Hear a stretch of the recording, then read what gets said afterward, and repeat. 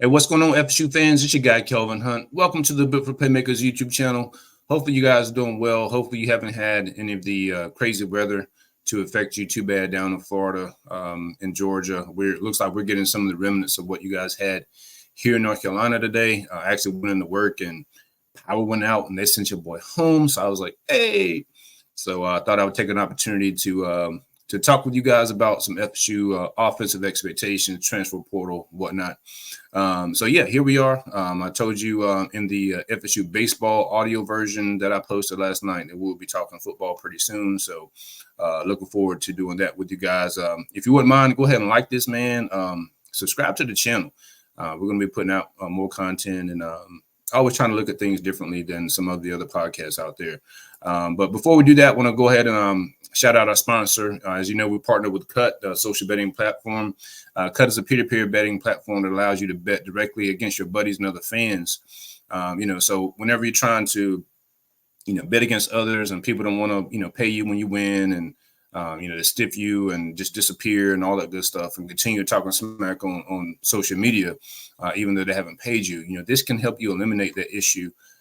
Basically, you guys both, deposit money on this app it's on cut.com, and you post a bet, and then the results speak for themselves, and then whoever wins, they're paid accordingly. So Cut is the ultimate put your money where your mouth is platform, and that's legal here in North Carolina, Florida, and 40 other states. So be sure to follow Cut Bet on all your social media accounts, and download the app via the App Store or on cut.com. That's KUTT.com. Use the code Believe FSU, as BLEAV FSU, for a 10% deposit bonus. But yeah, man, so we're going to go ahead and get into it. And again, if you haven't liked the video, make sure you like it, man. We need all the likes. I think we've been around 60, 65 likes over the last couple of videos. I need triple digits. I need 100. Get this out there to the algorithm for all of our FSU fans, because we're going to look at it a little bit different. As far as FSU's offense this year. Now, of course, the reports are coming out that DJU is kind of grasping the offense a lot better, and which is to be expected. I mean, this is his second or third offense in the last 3 years, and different terminology. We talked about it, different players and different expectations, and so not surprising that he is kind of taking a hold to the offense and really solidifying his spot there as QB1. I mean, I never questioned that. I know some people thought that Brock may really challenge him, but I never thought that would be the case. They brought him in to start for a reason. Really experienced guy, and had a really good year, this past year. And so you've heard me talk about it before with me comparing this FSU team in 2024 to 2022 and how there are a lot of similarities. And, when you really look at it, if you compare DJU to Jordan Travis at that time, DJ is really the more proven guy and has way more experience than what Jordan did. And of course, Jordan really ascended that year and had just surpassed all of our expectations of, with what we thought he was capable of. And, credit to him for putting in the work to do that. Also credit to the coaching staff for believing in him, instilling that confidence and playing to his strengths. And I think that's going to be real key with DJU. They're going to play to his strengths and try to minimize, the weaknesses that he does have. He does have weaknesses, but I think he really is going to fit this offense well. And I think this offense is going to be better. It's going to be closer to the 2022 version than last year's version. And, I wrote on Chop Chat on Thursday morning. If you haven't had a chance to check it out, you can read it. But we're gonna delve into it a little bit, but also give you some things that I didn't include in that piece. But when you look at the keys to being a better offense compared to last year or even 2022, is obviously the quarterback is important, but it's really also going to start with the offensive line. Now, we thought offensive line was going to be better last year. You had some returning guys, Maurice Smith, Darius Washington, Robert Scott. Of course, Robert Scott was hurt, missed most of the offseason last year, missed most of the season, never really got healthy. And FSU had some guys from the portal, Casey Roddick, Jeremiah Byers, You also had Dimitri Emmanuel, who returned, who played pretty well in 2022 there. And so, you were thinking with that continuity experience and the influx of guys from the portal that it was going to take that step. And it really didn't for a myriad of reasons. Robert Scott was hurt. You had Emmanuel just didn't really, he was what he was. Jeremiah Byers took a while to acclimate to that jump in competition from, where he was. And so, guys were banged up. Maurice Smith was hurt. And you just really, had a piecemeal patchwork offensive line once again. And then once you couple that with Jordan Travis kind of not really using his legs the way he had in the past, he really looked to pass first nearly all the time and just kind of was reluctant to use his legs. And, ultimately we see how that turned out with him getting hurt. So, it is what it is. But then you also look at Trey Benson as RB1. And Trey Benson, I love Trey. Trey had, some crazy exciting runs, long touchdown runs for the Noles. But at the same time, I felt like he left a lot on the field as far as missing cutting lanes, just being patient in general, just decision making in general. You look at, I can go back to several games. If you go back to some of the cut-ups I did after some of the games last year, you can see kind of what I'm talking about. There were a lot of holes against Clemson that he missed. There were a lot of holes against Florida that he missed. And, now is Roydell Williams, the transfer from Alabama, is Gazelle Holmes, is Cameron Davis, is Lawrence Toafili, or is that committee going to be capable of doing what Trey Benson did as far as just a home run hitter? Probably not. You probably have the speed with Roydell and Kazea to probably hit some runs of 30, 40-yard touchdown runs, something like that.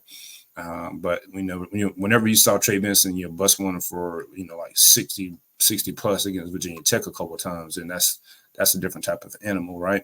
But at the same time, whenever you look at it and you say, okay, well, for every one of those long touchdown runs, Trey Benson probably had 15, 20 runs that either didn't maximize what was available to him, or was tackled at the line of scrimmage, or went for 1 yard, or even a tackle for a loss. Now he was he was a big back, but he didn't always run like a big back, especially in the short yardage situations. And so that's something that we'll tap into. But when you go back to the offensive line, you got a lot of continuity.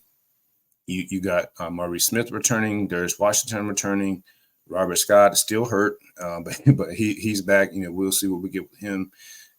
Somebody I didn't mention earlier that they got from the portal who actually played well, and he'll be back in 2024 is Keandre Jones. Byers returns, and then you have Jalen Early and Julian Ormella potentially contributing this year, along with the guys that FSU brought in from the portal and Richard Leonard and Terrence Ferguson. So you got a lot of production, a lot of experience. Now it's all about and continuity, and now it's all about just kind of meshing those guys together and getting them to work together as a unit. And I think with all of that experience, and they're just bigger in general too, I think you're going to see that really result in some positive contributions for the offensive line. I think this offensive line has the potential to be the best unit that they've had since FSU's been there, like bar none. And then when you look at it, you say, okay, going back to the running backs, you say you got Roydell Williams, who's proven. You got Lawrence Toafili, who's kind of that Swiss Army knife type guy. And you still got Keziah Holmes, who's kind of a mix, who's similar to Trey Benson in a lot of ways.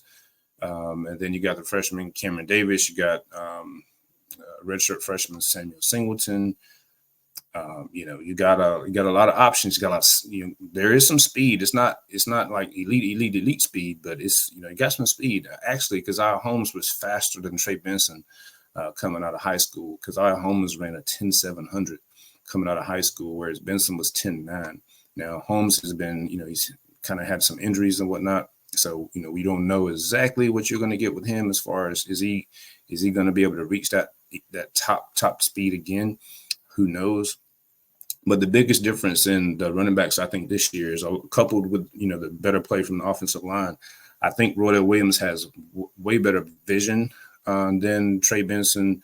Toafili, has ability to make some cuts. We saw that in the ACC championship game. And so on a down-to-down basis, I think you're going to get more consistent play from FSU's running game. And so what that'll do is that'll eliminate a lot of the third and long situations that FSU was in last year. And FSU felt like they were real one-dimensional. Early in the season, felt like they were really forcing balls to Johnny Wilson and Keon Coleman, down the sidelines. A lot of 50-50 balls that, the receivers didn't come down with. And so a lot of times FSU found themselves punting instead of being in third and manageable and converting, because a lot of people don't realize that FSU's offense converted third downs at a 51% clip in 2022. And you say, wow, well, they only converted 36% of the time in 2023. And you're like, wow, they had, more talent offensively. You had a lot of continuity returning, why the drop off? Well, again, a lot of it was, just the lack of success on first and second down. And so I got some stats here. And last year, FSU, let me see if I can find it real quick. FSU had, hold on, bear with me just a second. Let me go back and find this real quick, because this is something that really caught my attention. I was like, wow, this really explains what I was looking for. So last year in 2023, FSU had 182 third down plays and converted 66 times, right? So 182 third down plays. Well, guess what? 103 of that 182 were third down and 7+ yards. So third down and 7 and more. That's what FSU was dealing with. So 56.5% of their third down plays last year, they needed 7 or more yards to convert the first down, and they only converted on 23.3% of those. Now, when you go back to 2022, FSU, they had 168 third down attempts, third down plays overall, so even less third down attempts overall. And that is one less game, though. I should note that. But 168 third down plays overall in 2022, and 78 of those attempts were third down and 7+. All right. And they converted 32 of those. So they converted 32 of 78. So they converted third and 7+ at a 41% clip in 2022, whereas they converted third and 7+ at a 23.3% clip in 2023, right? So when you go back and look at it, FSU really struggled to keep third downs to third and manageable in 2023, and I think that's going to be an area that they'll avoid quite a bit in 2024. And you said, wow, well, better O-line play. You're going to have better run game because of that. The running backs have better vision overall, I think, compared to last year. And then also you got a quarterback that can just, not be afraid to run and pick up yards whenever he needs to. I mean, hell, DJU is 240+ pounds. He can fall forward for 2 or 3 yards just by falling forward. So those are some things to take into consideration. Also, FSU, even when they did have third and short, so 3rd and 3 or less, they struggled to convert on those, which meant more 4th down conversion opportunities, which they weren't excellent at either. So you go back and look at the short yardage situation. FSU had 59 3rd and 3 or 3rd and fewer situations last year and converted 33 times. So they converted 3rd and 3 or less 56% of the time. But when you look at it, I mean, that's really not great. I mean, 3rd and 3, and you're only converting 56% of the time. And then they also had,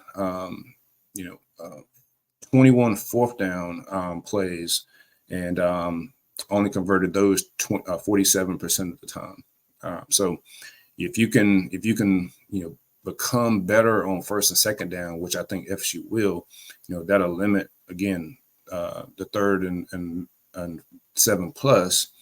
But at the same time, when you look at the better O-line play, a bigger quarterback who can run it, and then FSU has a lot of bigger backs. Roy Williams is not a small guy. Cameron Davis isn't a small guy. Isaiah Holmes isn't a small guy. I think you have a better shot of converting these 3rd and 3 or less than compared to in 2023. All right. So then also when you look at what really made FSU great over the past 2 years offensively is Jordan Travis rarely turned the ball over.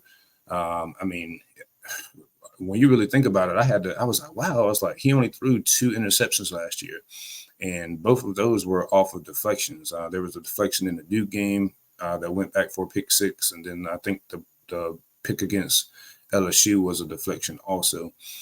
So only 2 interceptions, and then Trey Benson never fumbled when he carried the ball. I remember he did not field the ball on the onside kick against Boston College, which resulted in a turnover. And then Lawrence Toafili fumbled the ball against Boston College. And there may have been one other.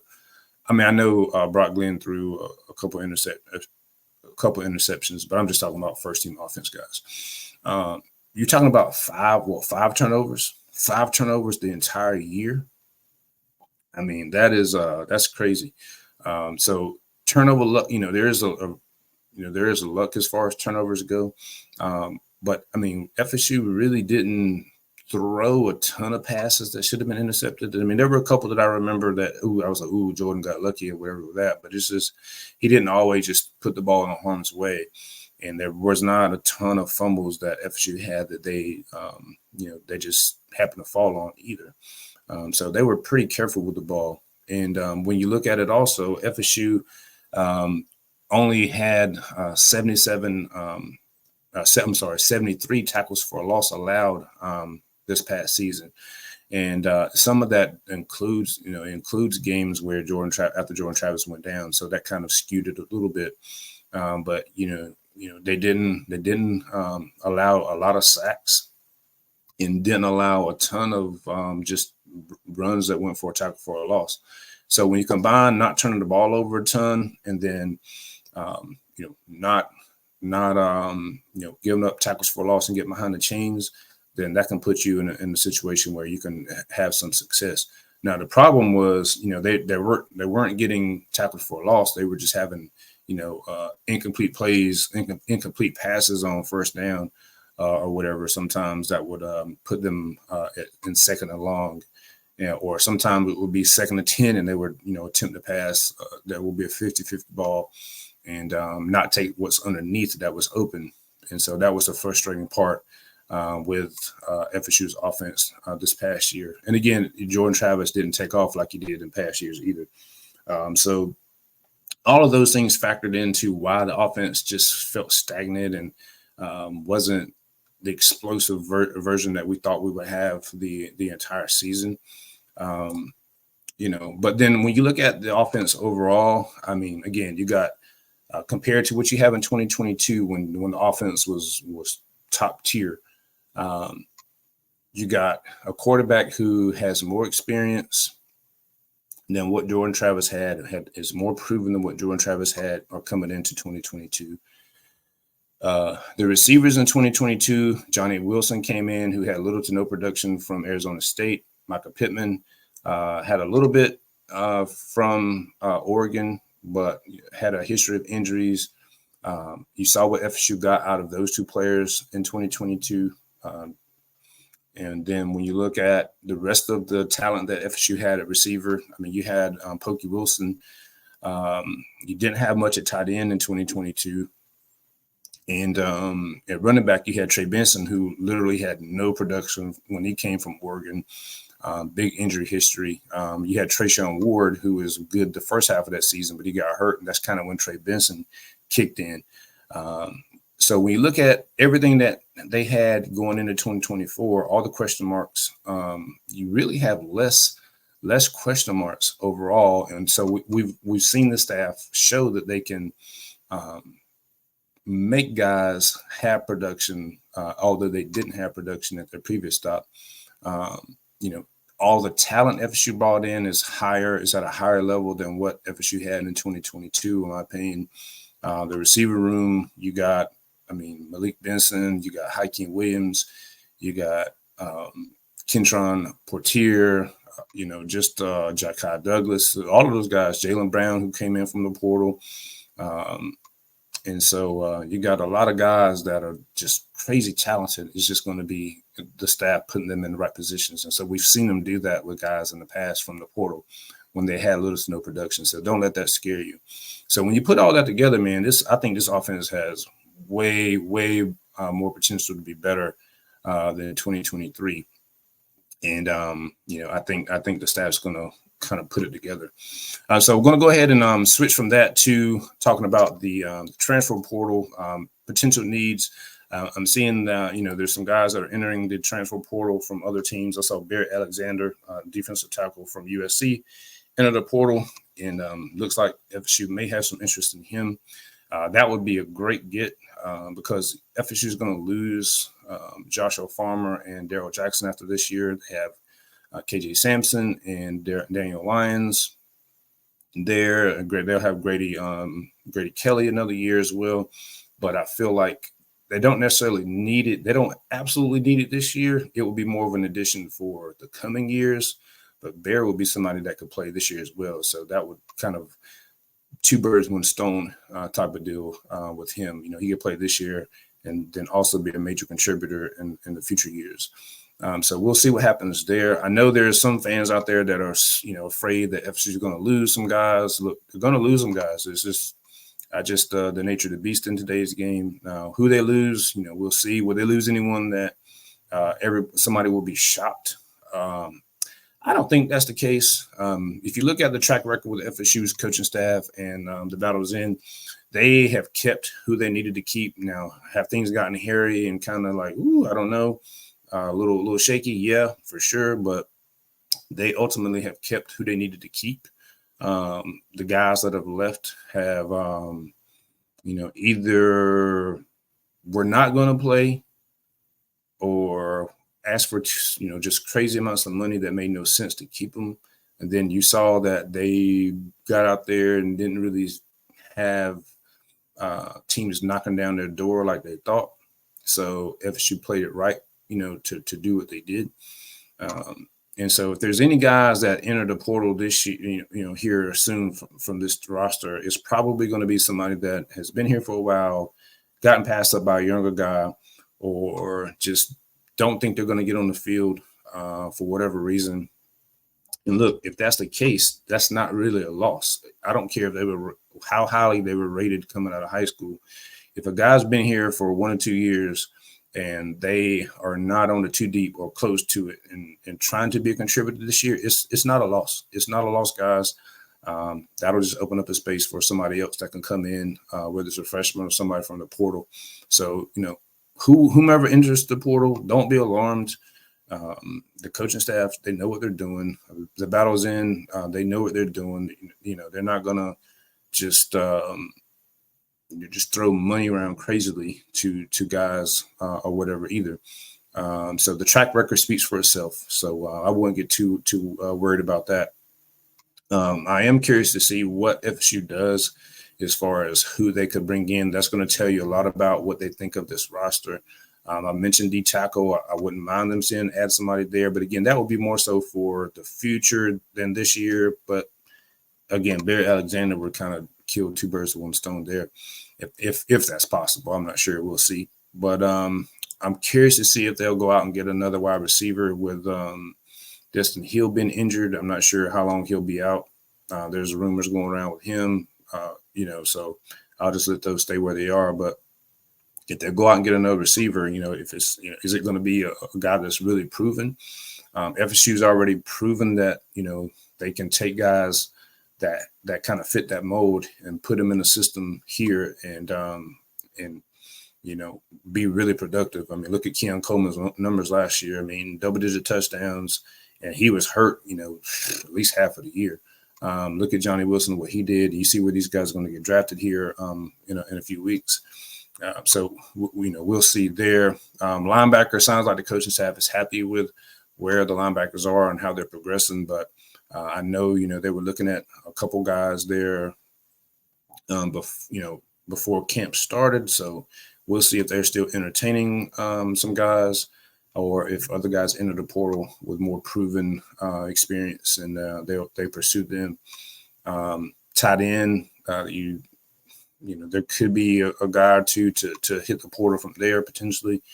So you got Kyle Morlock and Landon Thomas, and who's a freshman who you really can't, I don't know.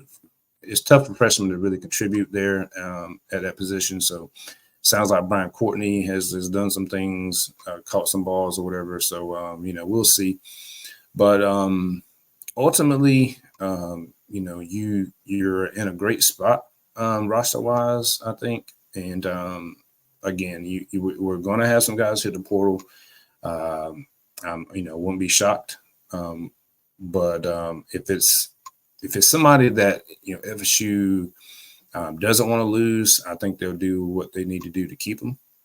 We've seen that before. But and if they don't keep them, then, again, it's probably they're asking for a ridiculous amount of money, or, coaching staff feels that they're dispensable. So simple as that.